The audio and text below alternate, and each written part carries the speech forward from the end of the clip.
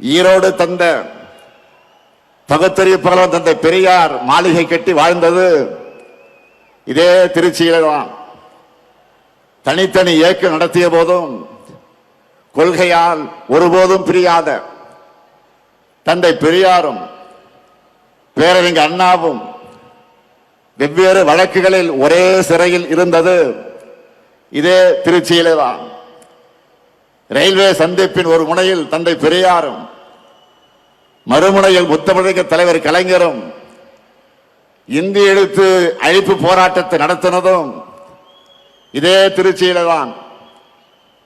கள்ளக்குடி போராட்டத்தில் கைதான தலைவர் கலைஞர் சிறையில் அடைக்கப்பட்டதும் இதே திருச்சியில தான்.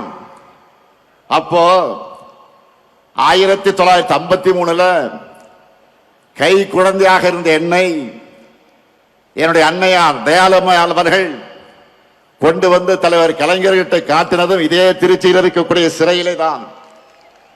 இது மட்டுமா, தலைவர் கலைஞர் அவர்கள் முதல்ல சட்டமன்றத்திற்கு தேர்ந்தெடுத்து அனுப்பிய குளித்தலை தொகுதி இருந்ததும் இதே திருச்சியிலே தான்.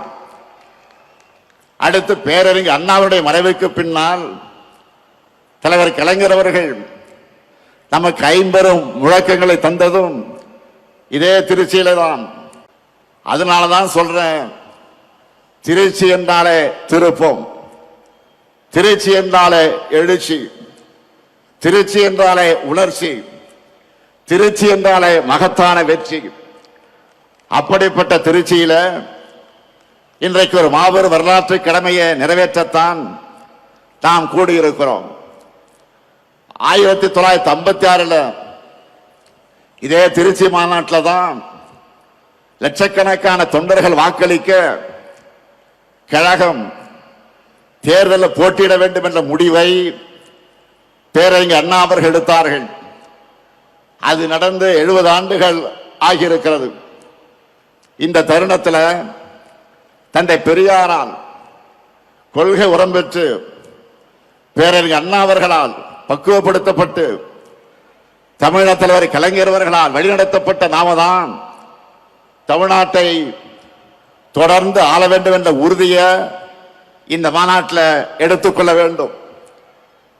இந்தியாவிலேயே முதல் மாநில கட்சியா நம்முடைய கழகத்தை ஆட்சியில் அமர்த்தினார் பேரறிஞர் பெருந்தகை அறிஞர் அண்ணா அவர்கள்.